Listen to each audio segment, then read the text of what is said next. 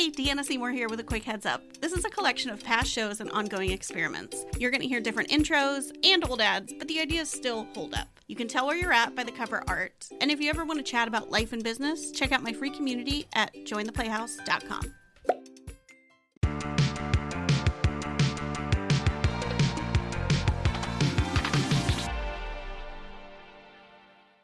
Hey, what's up? It's Deanna here. I realized that I didn't really properly introduce this new sort of format that I'm doing for my podcast. So I wanted to take a minute to kind of tell you where my head's at. So you might have noticed, new name, new cover, who dis, for this podcast. And it is called, officially now, Big Fun Small Business, an audio sketchbook for building a business that feels good. And here's my plan with this feed. So I actually went back and added my very first podcast, which was called Imperfect Party. And I had that podcast, I think in 2020 or 2021. And it was a little all over the place, right? Because I was just starting my business. I was still teaching art at the time.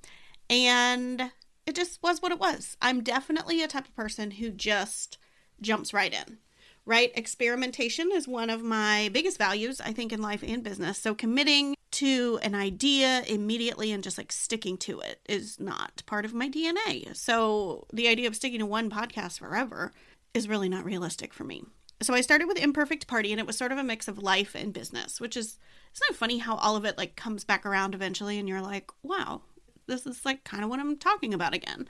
But I did Imperfect Party, and that was like its own feed somewhere else on the internet. Then I started a new feed where I was like, okay, just kidding, I'm only going to talk about business. And that was called F That, Breaking the Rules of Online Business. And at first, that was only solo episodes. And then I ended up doing that same title, but adding guests. And then after a while, I was like, okay, I want to talk more about content and maybe making less content, making it better. And then it turned into Big Fun Content. And then I sort of was like, oh, I'm going to take a break. We'll see what happens. I opened the Playhouse. I really like having conversations with people, but, you know, the schedule of like keeping up with it all was getting to me. So all of this to say, I'm having the itch to come back. I'm missing what I've done. I've also really experimented with private podcasts in the past and created the Anti-Hustle Holiday Countdown series. And I also created the F That Breaking the Rules of Online Business series once I changed from that being my podcast, because I was like, oh, I still want some rebels on here. And I've also had small little courses and little opt-ins that were private podcasts that I am just feeling the urge to like clean up, sort my life out, keep the stuff I really love, and kind of put it all on one feed. So I love Big Fun. I have stickers that say Big Fun. It's cute. So I'm like, okay, Big Fun, small business. This is what I'm just calling an audio sketchbook so that I can pop in and record what I want when I want. I can share what I want with you guys when I want to. I also have another podcast right now called the Playhouse Collective Podcast, and that is where members of the Playhouse Collective get interviewed, and that one's really fun too. It's a little more, well, not a little more Playhouse focused, it's completely Playhouse focused. So Big Fun Small Business is more the Deanna side of my business, and the collective podcast, the Playhouse Collective Podcast, is more the Playhouse side of the business. So just in case you subscribe to both, you just know that everyone over there is in the collective, and that's sort of our hangout space in terms of podcasting. This is sort of my little playground to have fun on. You know, if you've been around for a while, you know that I've been diagnosed with ADHD in my 30s, and so that is also, I think, part of the reason why I, quote unquote, struggle to stay consistent with the same idea. But I say quote unquote struggle because I don't really think it's a problem. Like, I think you guys can be along for the ride. And if you don't want to be along for the ride, like, you just stop listening. It's okay. The next series that I'm going to be doing on here is going to be called Cool People Doing Cool Things. Just a series I wanted to make. And that's also, who knows how long that's going to last, right? I've already recorded my first interview for that, so it's going to be out very soon. And it's just the idea that this feed can be anything I want it to be. So I hope that inspires you to Again, I'm constantly breaking rules of my business and then accidentally following them and breaking them again. So the way you kind of navigate around this feed is that you're going to know what you're listening to by the cover. If it's a little idea that I just want to share, like this episode will just have the main cover, which is the one that will say Big Fun Small Business. If it's a series or something different, like Cool People Doing Cool Things has a different cover. If you go back to the beginning of this feed, I have put some of my old favorite episodes of Imperfect Party on the same feed, so you'll see that cover. You see the F That, Breaking the Rules of Online Business cover. You'll see Big Fun Content cover. Like, you'll know where you are based on the cover art. I am not going back into all these episodes to change intros or change ads or do anything like that. So just know when you go back in the archives, you're back in the archives. Things have probably changed.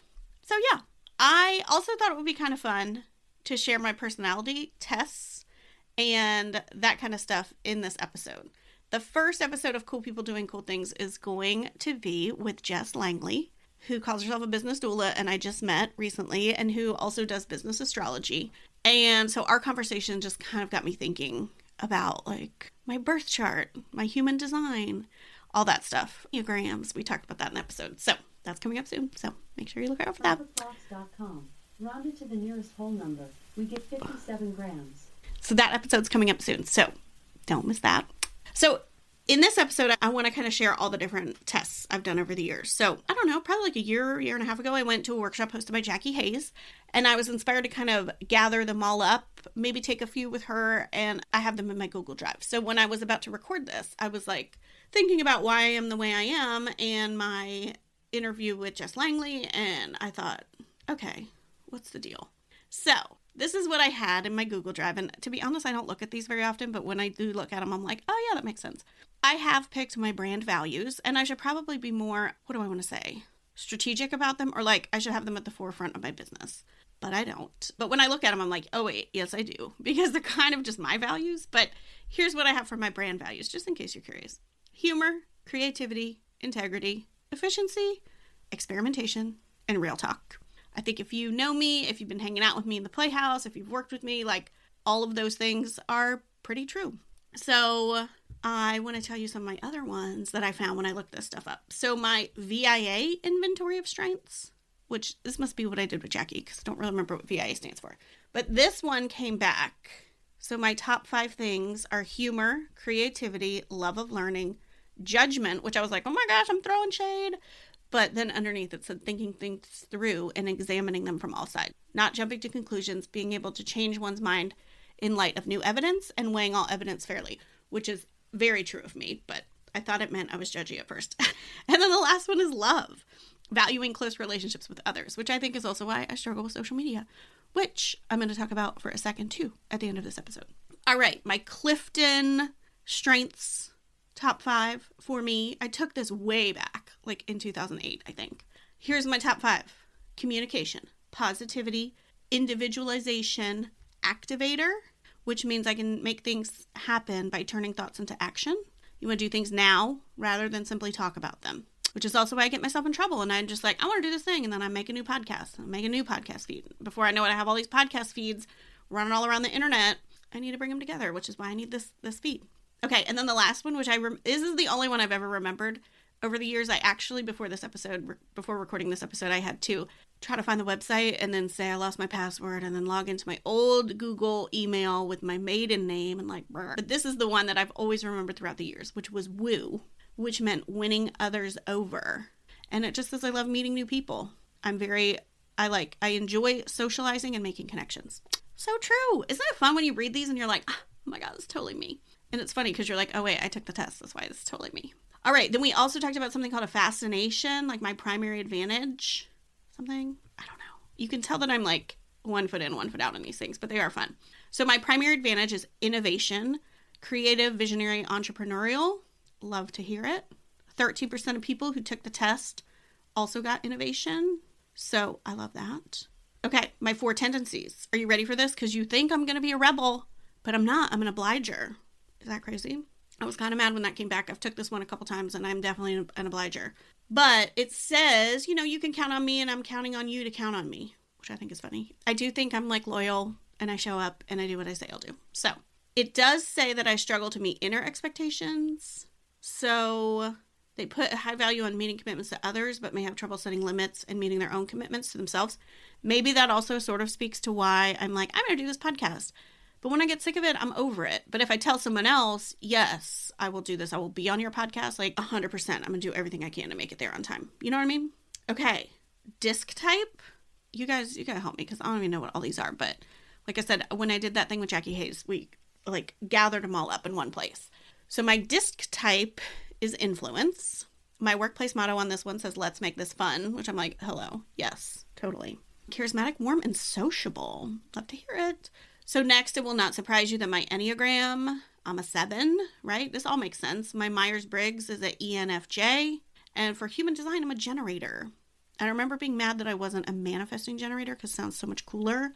And I honestly don't know the difference. It just sounds like more magical. But I'm a generator, and I think that just means I like make stuff when I want to. So that's another reason if I'm a maker and I'm an experimenter, I get myself into situations where I need to have a podcast feed that allows me to make stuff and experiment.